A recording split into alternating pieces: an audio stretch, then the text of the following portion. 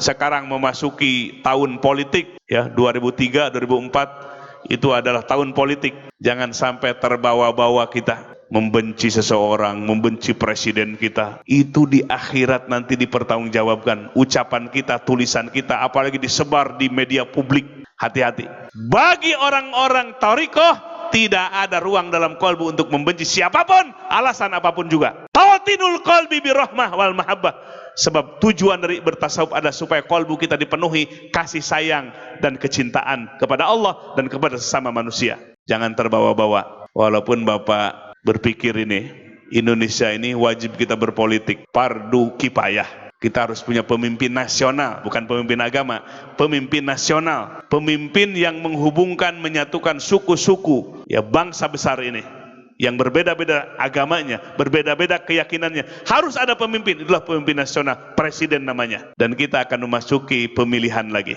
Waktu itu Pak Anies baru menjadi gubernur. Ya, Bapak minta bertemu dengannya, akhirnya berjumpa di balai kota, ngobrol lah sama Pak Anies itu. Bapak sampaikan, Pak Anies kalau bersedia, Pak Anies ini harus jadi presiden. Oh dia kaget tuh. Ngobrol-ngobrol panjang, akhirnya kesimpulannya saya nunggu Pak Prabowo katanya. Jadi saya itu baru jadi makmum. Kalau imamnya mempersilahkan, saya siap jadi imam. Akhirnya karena masih ada ikatan dengan Pak Prabowo, dia nggak sanggup. Nah hari ini Pak Anies ini siap untuk jadi presiden. Kenapa penting Bapak Ibu sekalian? Kepemimpinan nasional itu adalah fardu kifayah. Kalau kita a priori kita tidak punya harapan berbangsa dan bernegara, celaka ini. Umat Islam yang mayoritas ini justru harus punya keinginan yang kuat. Sebab negeri ini berdiri karena politik, siasah di dalam bahasa Arabnya, maka disebut fikih siasah. Yang tidak boleh itu memecah belah. Kita pilih Pak Anies, jangan hinakan yang lainnya. Jadi umat Islam itu biar cerdas, jangan terbawa-bawa dengan yang awam, malah jadi kebencian, malah jadi permusuhan. Padahal ini kontestasi. Siapa yang lebih baik, itu yang layak memimpin kita. Dan umat Islam harus punya perhitungan. Siapa yang pantas dan layak? Ya Bapak menghitungnya, alhamdulillah Bapak ini dua warga Tasikmalaya, warga Jakarta. Setiap minggu 3 hari, 2 hari di Jakarta, 4 hari di Tasikmalaya.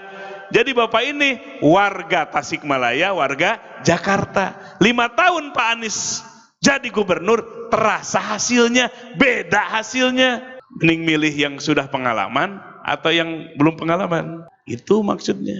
Ini kan namanya demokrasi, kebebasan memilih. Bebas memilih, tapi jangan menjatuhkan yang kita tidak pilih. Itulah ajaran Islam.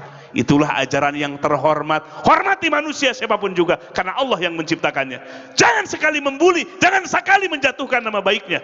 Karena itu adalah ciptaan Allah. Manusia dimuliakan oleh Allah Subhanahu wa Ta'ala. Jadi kita akan dukung, akan kita doakan, mudah-mudahan 2024 punya pemimpin yang lebih baik. Namanya siapa? Pak Anies Rashid Baswedan. Jadi butuh pemimpin yang cerdas, butuh pemimpin yang bisa menguasai ke dalam dan keluar. Dan Bapak melihat kepemimpinan Pak Anies ini ya bisa mumpuni untuk memimpin Indonesia yang besar ini. Kita ini kan termasuk G20, Group of 20, negara-negara besar dalam ekonomi, 19 negara besar termasuk Uni Eropa, 20 kita termasuk di dalamnya. Dan baru saja diselenggarakan di mana? Di Bali. Termasuk R20, Religion of 20. Kita menjadi contoh terbaik, kiblat dunia. Tentang apa? Perdamaian atas nama agama Islam. Mayoritas Muslim, tapi tidak menghancurkan, tidak menghalangi peribadatan agama yang lain.